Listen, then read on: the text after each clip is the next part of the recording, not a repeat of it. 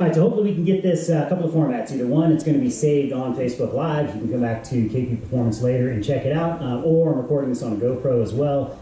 So I'll go ahead and get that uploaded and make that available. So today we're going to keep it a little bit shorter, a little bit sweeter. Really don't want to go into overcomplicating, particularly as we're kind of figuring out how well this medium is going to work to transfer information. My big goal is I always want you to walk away with some tangible information, stuff you can put into use that's actually going to be beneficial. So when we start talking about things like dry land training, probably the biggest thing that comes to mind is a lot of the band-resisted kind of pull-through movements, and we're absolutely going to have that in there as a strength element. But one of the big keys is thinking about thoracic extension, thinking about thoracic rotation, shoulder mobility. So if we don't have the ability to move through the torso, we're not going to be very efficient when we're in the water. So we're going to start this with some foam rolling, then go into addressing the T-spine, wake everything up, and then we're going to have a mixture. Some are more strength movements that actually operate through some of the range of motion that you use when you're swimming, and then others are going to be directly targeting your position as you go through the movement. So we're going to start out with a peanut. Ideally, you should have a foam roller, a peanut. I've got a 1-inch band and a 1/2-inch band, as well as a green and yellow mini band. As we go through this, you can kind of add more equipment to it. I'm going to try to give you variations so you don't have to have something. All right, peanut, there's only one way to do this. So what we're going to do is take and roll all the way up the spine and back down the spine. So the tennis ball should be on each side of your spine, and then your spine goes right down the channel. We have some questions coming in. Let me make sure. All right, cool. Just people watching. I never know if you can hear me or anything else.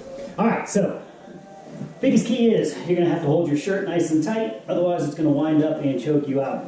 So I'm starting down at my low back, pulling the shirt tight, lift my hips, and roll down and roll up. So what we're trying to do is roll all the way up the spine and all the way back down the spine. So we're just going to go through about 4 or 5 rolls.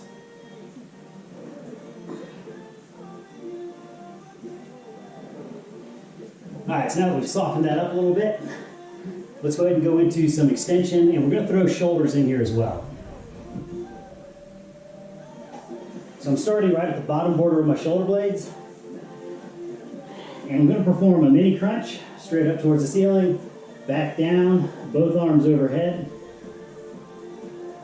mini crunch, back down, one arm high, one arm low,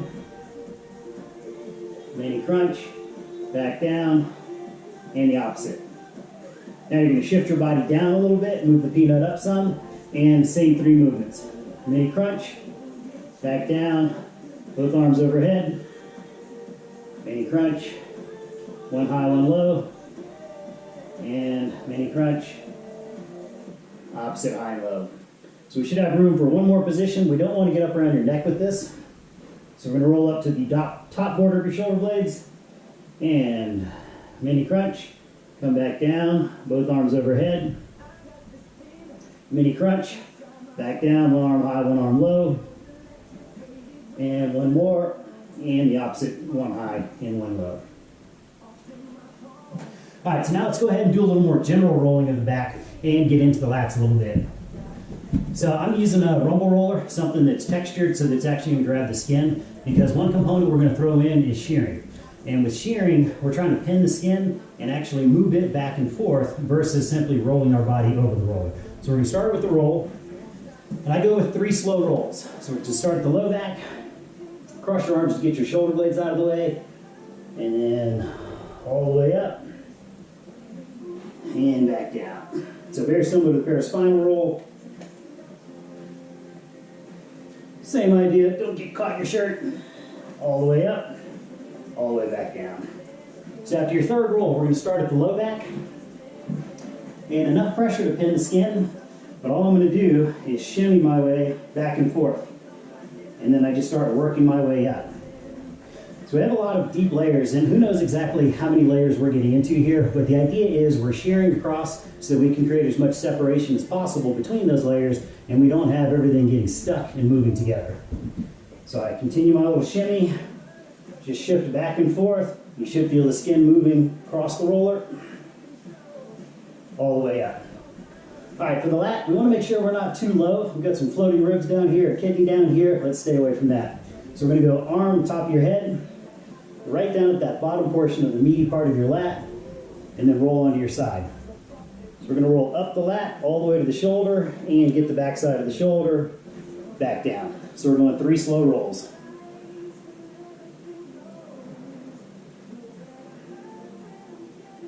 And then repeat on the other side.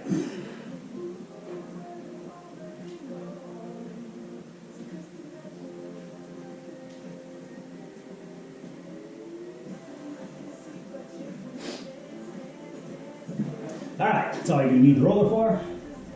So when we're looking at thoracic rotation, and for most of us, we are tight in the thoracic spine, and we have too much movement going on the lumbar spine. So one way to make sure we're not substituting lumbar rotation for thoracic rotation, on your side, vertical shoulders, vertical hips. Go through the sequence every time. So we're going to bring the top leg up, hook it with the bottom arm. So if I catch it at my hand, vertically, my knee is about the same height as my hip, but I've also brought it up towards my chest, and I have a 90-degree angle here at the elbow. As long as I have all of that in place, I'm pretty sure you're going to be in a good spot. Opposite hand on the back of your head, and the objective is to rotate and get your shoulder blade and elbow flat on the floor. And then rotate back out.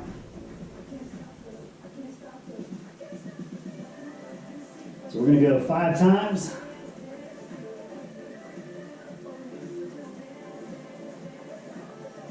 On number 5, we're going to hold. You're going to release that arm, try to keep it as low towards the floor as possible, and then we're going to go through 5 arm slides. So slide the arm up and down, maintain that rotated position, and try to keep your arm as low as possible the whole time. All right, after 5, go back to your side. So if we take a 90-degree angle at the armpit, bring it to about a 45, and what we're going to do is bring the hand more in towards the abdomen instead of away from the body. So as we pull it in towards the abdomen, if you are restricted here, you're going to feel some tightness or stretching on the back side of your shoulder. If you don't feel anything and your hand goes right down, there's no need to go through this. So we're just going to go down and hold it for a ballpark 20 seconds. And then we're going to repeat all this on the other side. So flip over, top leg up, underhook it with the bottom arm. Make sure you have 90 degrees at the elbow, wrist and hand on the back of your head, and 5 rotations. Trying to get your shoulder blade and your elbow flat.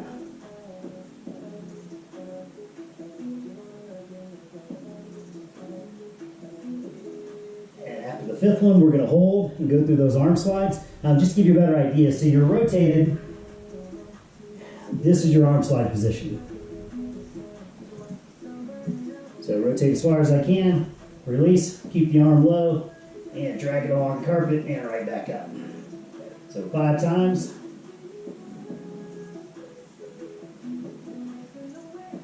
All right, so now we're getting the shoulders mobilized, we need to go through a little bit more in the way of activation. So that's going to be either your 1/2 inch or your 1 inch super band, or it can be your tubing or banding, whatever you have available to you. So the width of your grip is based on being able to roll the arms over at the top. So what I don't want to do is be so tight that I come over the top and have to bend my elbows, keep them straight, and roll them over. So we're going to go 5 times. Make sure you're not flaring your ribs out when you do this. So we want to stay packed in, neutral at the lumbopelvic position, and then keep all of this as movement through the shoulders. So we're going to go 5 times, 3, 4, and 5. Last part with this, you're going to choke in on your band a little bit. So overhead, what we want is some tension. So you're stretching the band to the outside. Again, stay packed in, maintain a nice neutral position. With that stretch, now we're doing behind the neck pull downs. So keep stretching the band as you pull it down. You can feel your back muscles turning on. 3, 2 more.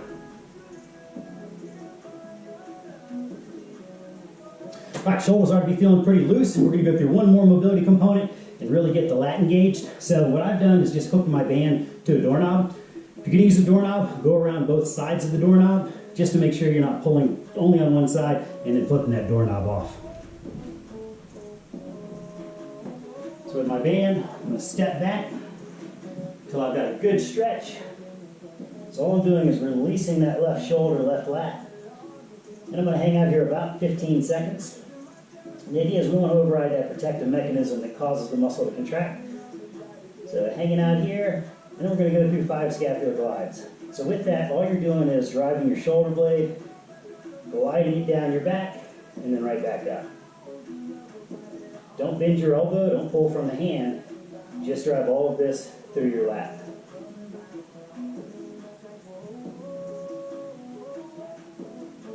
And then repeat on the other side.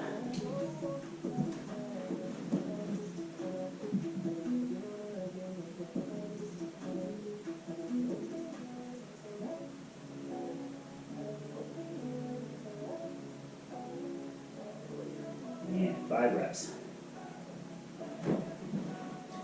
Alright, so now we're going to start moving into a little bit more on the strength side. What we're going to do is pair all these up. So I think I have 3 or 4 different combinations where we're going to go from one exercise immediately to the next one. You're not going to have perfect resistance, so we're trying to make do with the bands we have, where we can anchor it, how far we can move around.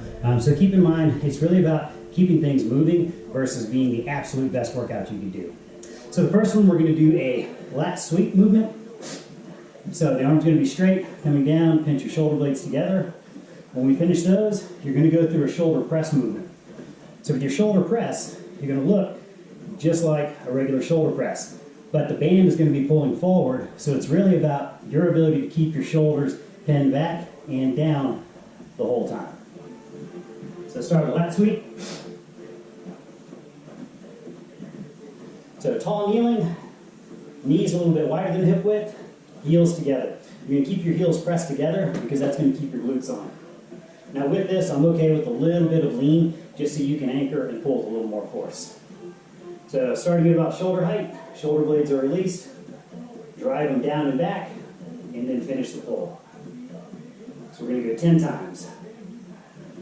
That key is, in the bottom position, you want your shoulders as far away from your ears as possible, and your shoulder blades pinched together as much as possible. 6.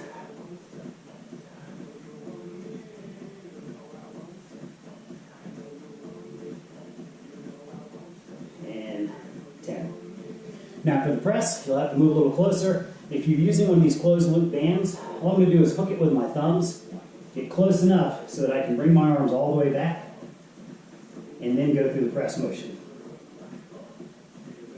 We're going to go 10 times. The objective is to slide your shoulder blades down your back and pinch them together as your arms go up. And I'd rather shorten the range. If at this point you start hiking your shoulders up and you can't keep them down, that becomes your range. If you can keep them down and go up a little higher, by all means you can take on that challenge. Let's go 3 more.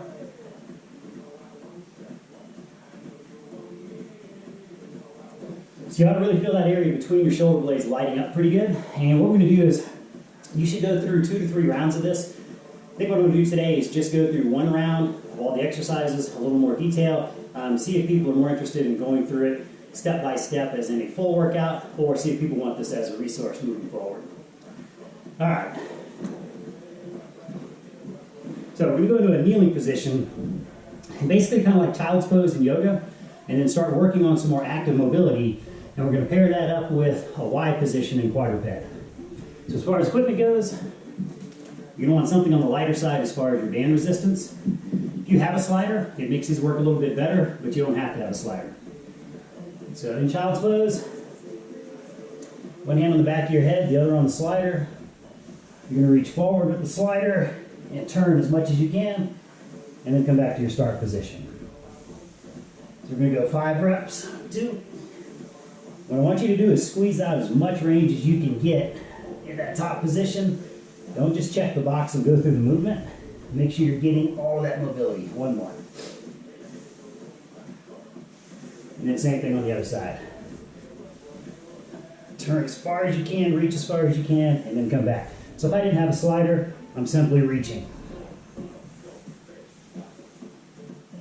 5 times. 3, 4, and number 5. All right, if you don't have something like a smaller band or a tube, you can use a lightweight dumbbell, like a 3 or 5 pound, and go through the same arm action. So I'm going to hook this on 1 foot, and I'm going to go across to the opposite hand. So So from here, we want to find a good tabletop position. What you don't want to do is sit back, round your back, dump through the low back, shoulders over wrist, hips over knees, and then we're going to maintain torso posture as we go through a Y with the band. We're going to go 10 times each side.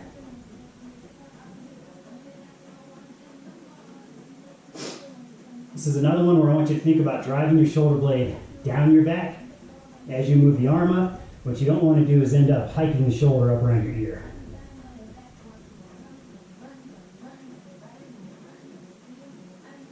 And then swap sides with the band. Remember, go across your body with this tension. 10 on the other side. Tabletop, draw the belly button in.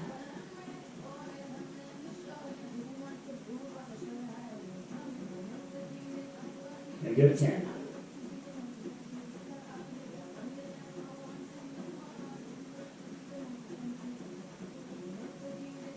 Three more.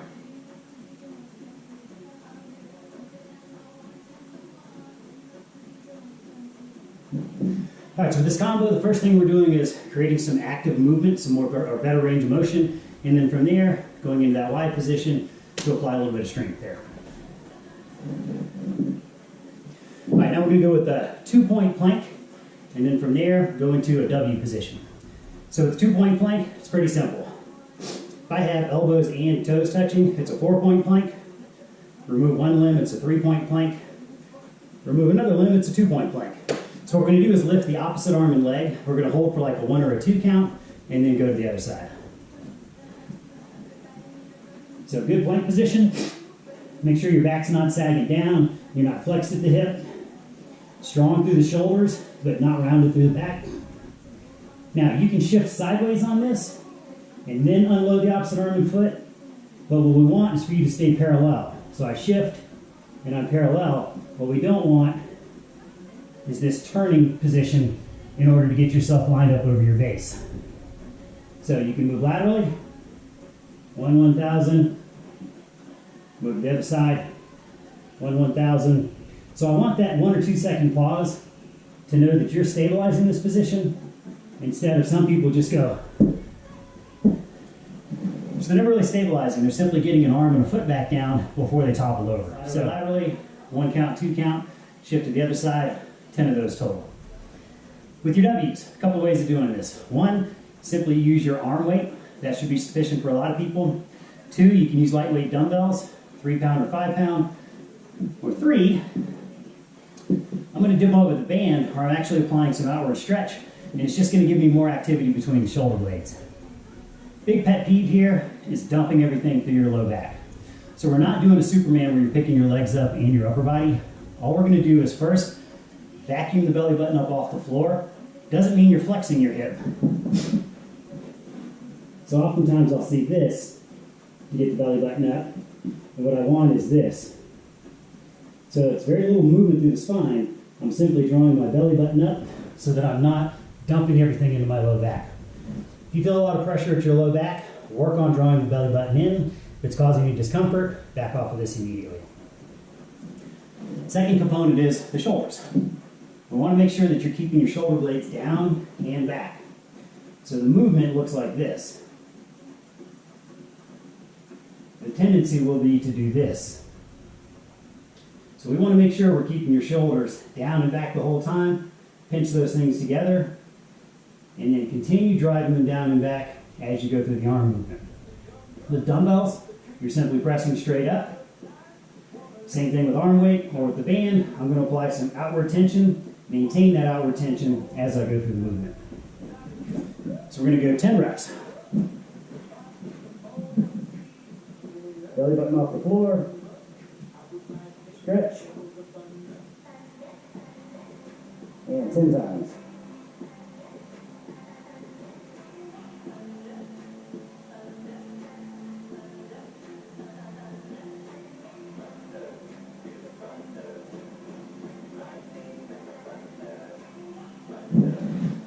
So this should feel almost as challenging through your midsection as far as maintaining that lumbopelvic posture, not going into an extension or a very extended position with the low back. That should be almost as hard as maintaining that position with your shoulder blades. So don't think of this as an absolute strength exercise. Think of this as trying to be perfect. If we think about your position in the water, if you all of a sudden start dumping your hips in an effort to bring your arms up, that's obviously going to impact your hydrodynamics. It's going to make it a little bit more challenging to swim. So we're thinking about maintaining, we always hear people talk about engage your core in the water. Sometimes I think that's a challenging concept for people who don't have kind of body awareness or swim background that a lot of others do. This is a good time to practice that. Draw the belly button up. You're teaching yourself to hold that position as you go through some arm movement. So that combo, we're going with the 2-point plank. You're just going to alternate for a total count of 10, and then you're going to go into anywhere from 10 to 15 reps doing this prone W position. All right, we've got the one you've probably been waiting for. So actually going into your swim motion, doing some pull throughs. I think a band at the door is probably one of the easiest ways. If you have somewhere to anchor it a little bit higher, by all means, knock yourself out. Here's what I'm thinking though. Keep the movement driving through your shoulder blades.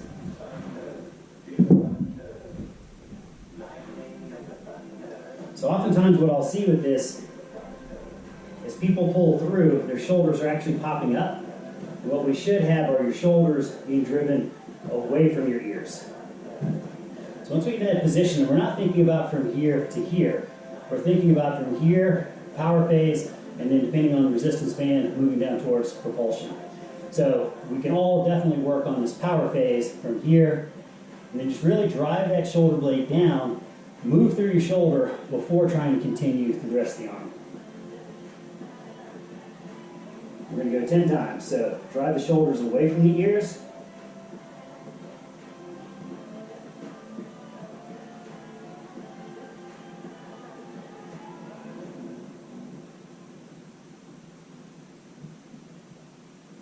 Four more.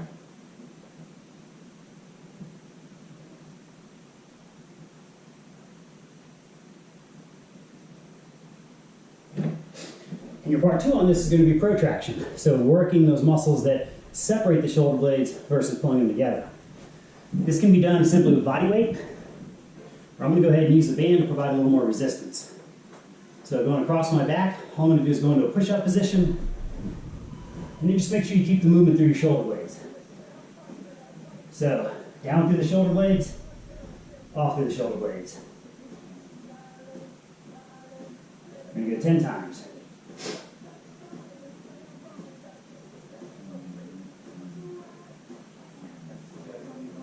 Two more.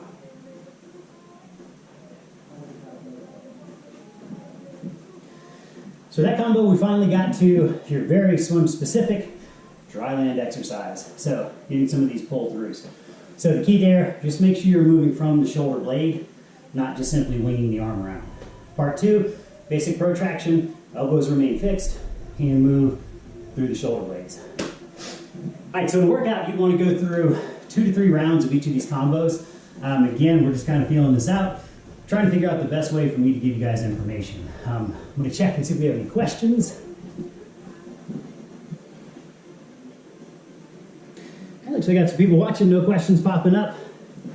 So for right now, we're going to keep it a little bit shorter, a little bit sweeter. You've got mobility moves on the front side, get T-spine moving, get your shoulders activated. Then we can go through some strengthening moves, the lat sweep, going through Y, some rotational work, and then getting to a very specific swim component. So what I'm going to do is, having these things videoed, the next series I do, it's going to be an entirely different group of exercises, so we can kind of give you a level 1, level 2, and move it all up from there. All right, if you have questions, send them in.